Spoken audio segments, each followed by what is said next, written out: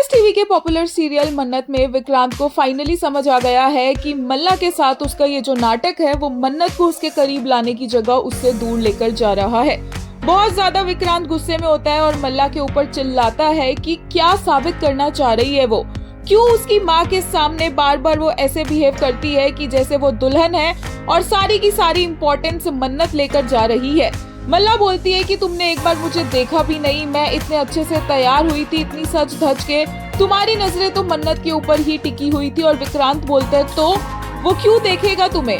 विक्रांत बोलता है कि मैं क्यों देखूं तुम्हें, क्योंकि मैं तो मन्नत से प्यार करता हूं, मैं उसी को ही देखूंगा। और ये बात बहुत पहले ही क्लियर हो गई थी, तुम्हें ही कहा गया था कि ये नाटक है, तुमने ही ये पूरी प्लानिंग की थी मेरे और मन्नत को साथ लाने के लिए। तो अब तुम्हें ऐसा क्यों लग रहा है कि तुम्हें दुल्हन वाला ट्रीटमेंट चाहिए, या मैं तुम्हें देखूं या तुम्हें निहारूं या तुम्हारी तारीफ करूं।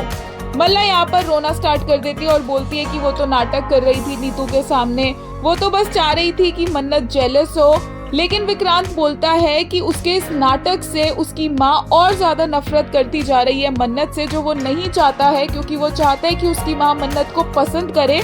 लेकिन मल्ला की इन सब हरकतों की वजह से ऐसा कुछ भी नहीं हो रहा है, बल्कि सब कुछ उल्टा हो रहा है। विक्रांत बोलता है कि तुम तो कह रही थी कि तुम मुझे और मन्नत को मिलाओगी, साथ लेकर आओगी, लेकिन जिस तरह से तुम्हारा प्लान जा रहा है वो बिल्कुल ही उल्टा लग रहा है। और अब मन्नत हर्ट होती जा रही है उसकी बातों से और उनके रिश्तों की इन रस्मों से, इसलिए वो ये शादी कैंसिल करेगा।